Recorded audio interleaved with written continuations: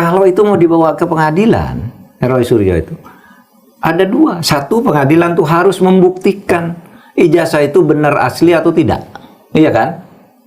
Kalau nanti di pengadilan lalu tiba-tiba dinyatakan Roy Suryo bersalah padahal masalah utamanya dia menuduh palsu, harus dibuktikan dulu. Dan yang membuktikan ijazah itu palsu atau tidak bukan polisi. Harus. Roy Suryo itu sekarang jadi tersangka. Kita tidak tahu persis kan. Itu karena apa sih? Karena menuduh ijazah Jokowi palsu? Atau karena soal lain? Misalnya menimbulkan keonaran, menimbulkan kegaduhan, membuat berita bohong atau apa? Nah, kalau masalahnya ijazah palsu, saya sependapat dengan Pak Susno Duaji. Sependapat juga dengan Pak Jimli. Dan itu sudah saya katakan bulan Maret yang lalu kan, habis hari raya ketika saya pidato di kampus di Jogja itu. Gitu. Kalau itu mau dibawa ke pengadilan, Roy Suryo itu ada dua. Satu, pengadilan tuh harus membuktikan ijazah itu benar asli atau tidak. Iya kan? Kalau nanti di pengadilan lalu tiba-tiba dinyatakan Roy Suryo bersalah padahal masalah utamanya dia menuduh palsu, harus dibuktikan dulu. Dan yang membuktikan ijazah itu palsu atau tidak bukan polisi, harus hakim yang mengusulnya. Polisi itu hanya mengimpun alat bukti lalu dijadikan bukti di persidangan. Polisi tidak boleh menyimpulkan ini asli, gitu. Tidak boleh. Ya, jumpa lagi dengan saya di Opsi Politik. Akhirnya Roy Suryo, Dr. Tifa, Rismond, dan 5 orang lainnya telah ditetapkan tersangka terkait dengan kasus tudingan ijazah palsu Jokowi. Terus terang ya, kabar ini sangat-sangat mengejutkan bagi saya pribadi. Gak tahu apakah teman-teman semua juga terkejut sama seperti saya. Ya, kasus ini memang sudah terlalu lama dan membuat kita jadi jenuh. Bayangkan saja ya, sudah lebih dari 6 bulan kita selalu disuguhi dengan berita soal ijazah palsu Jokowi. Dan sekarang, kasus dugaan ijazah palsu Jokowi ini pun telah memasuki babak baru. Nah, setelah Roy Suryo, Dr. Tifa, Rismond, dan 5 orang lainnya ditetapkan sebagai tersangka oleh Polda Metro Jaya, maka selanjutnya kasus ini akan dibawa ke persidangan. Pertanyaannya adalah, apakah di persidangan nanti ijazah Jokowi akan diperlihatkan? Nah, apakah benar seperti itu? Atau jangan-jangan masih diumpetin? Ya, siapa tahu kan, benar nggak? Ya, kasus tudingan ijazah palsu Jokowi kini telah memasuki babak baru. Total ada 8 orang yang telah ditetapkan sebagai tersangka oleh pihak Polda Metro Jaya. Nah, ternyata dari 8 nama tersangka itu dibagi menjadi 2 klaster. Klaster yang pertama terdiri dari 5 nama, yaitu Egy Sujana, kemudian Kurnia Triroyani, kemudian ada juga Damai Hari Lubis, kemudian Rustam Effendi, dan yang terakhir itu adalah Muhammad Rizal Fadilah. Ya, terus terang ya, saya tidak begitu familiar dengan nama-nama yang saya sebutkan tadi, kecuali Egy Sujana. Ya, kalau Egy Sujana ini sudah tahu lah, saya yakin kalian juga sudah tahu. Nah, untuk klaster yang kedua ini terdiri dari 3 nama, yaitu Roy Suryo, kemudian Rismond, dan Dr. Tifa. Selama ini yang sering kita tahu adalah Roy Suryo, Rismond, dan Dr. Tifa.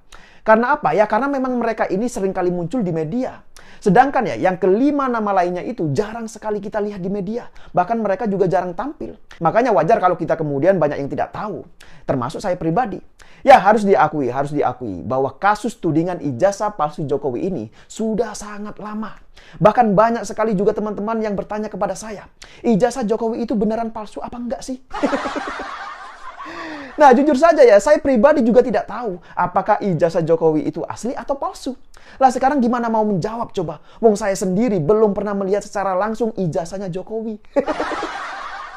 Nah, coba ada yang pernah tahu nggak? Ya, mungkin kalau saya pernah melihat secara langsung ijazahnya Jokowi itu, mungkin saya bisa menjawabnya. Tapi kan masalahnya, saya belum pernah melihat sama sekali ijazahnya Jokowi. Dan yang sudah banyak beredar selama ini, itu kan hanya berupa foto. Nah, dari foto itulah kemudian dianalisa oleh Roy Suryo, Rismond, dan kawan-kawannya. Dan tentu ya, dengan penetapan tersangka Roy Suryo dan 7 nama lainnya, maka kita semuanya berharap nanti ijazah Jokowi akan diperlihatkan di dalam persidangan. Ya, karena apa? Karena kan Jokowi ini sebelumnya pernah menyatakan bahwasanya dirinya akan siap untuk menunjukkan ijazahnya jika diminta oleh pihak pengadilan. Nah, tapi supaya lebih jelas ya, silakan bisa disimak terlebih dahulu cuplikan videonya berikut ini. Juga saya sampaikan kalau ijazah asli itu diminta hakim, diminta pengadilan untuk ditunjukkan, saya siap untuk datang dan menunjukkan ijazah asli yang ada. Ya, tapi hakim yang meminta. Gimana setelah menonton cuplikan video barusan? Nah, kira-kira kalian percaya apa nggak dengan ucapan Jokowi itu? Ya, pertanyaannya sekarang adalah apakah nanti pihak pengadilan akan meminta Jokowi untuk memperlihatkan ijazahnya? Atau justru sebaliknya, pihak pengadilan ini justru tidak akan meminta ijazah Jokowi untuk diperlihatkan. Bisa jadi seperti itu. Ya, tahu sendirilah, hukum di Indonesia ini kan serba tidak pasti. Ada yang mengatakan hukum itu bisa diatur. Bahkan terdakwa yang jelas-jelas sudah divonis bersalah oleh pihak pengadilan, itu pun masih bisa bebas alias belum ditahan sama sekali.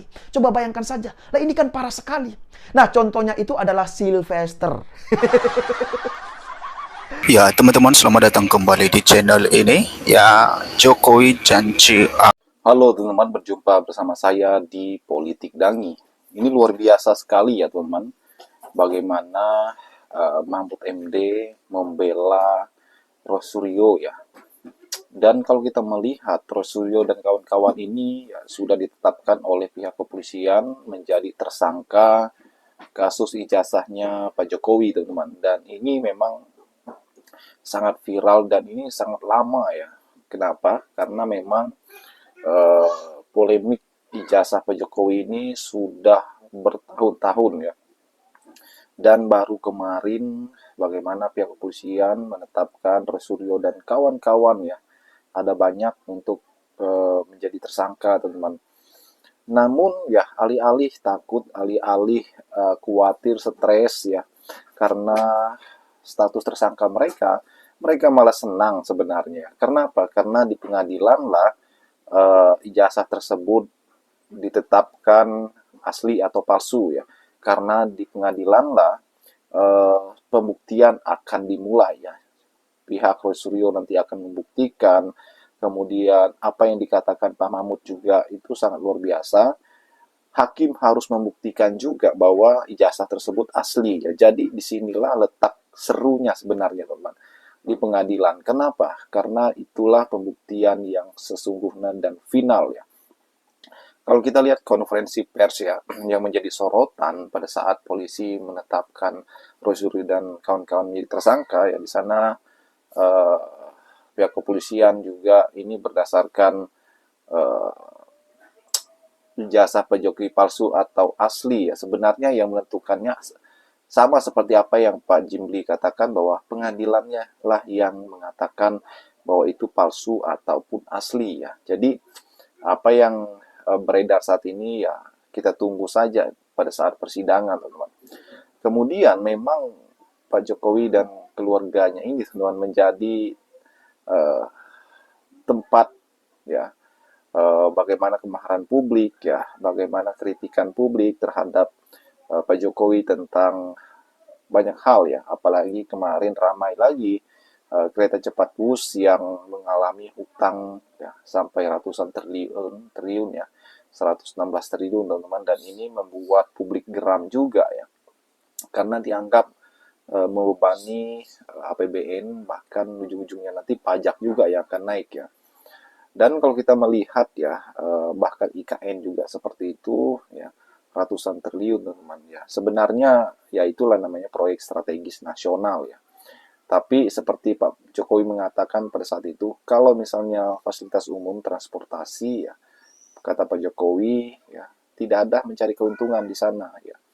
Ya inilah yang membuat masyarakat makin geram lagi, karena seolah-olah WUS tidak menginginkan keuntungan, masa menginginkan kerugian ya kan. Ini kan kocak teman-teman, dan akhirnya masyarakat mengkritik ya tentang hal tersebut.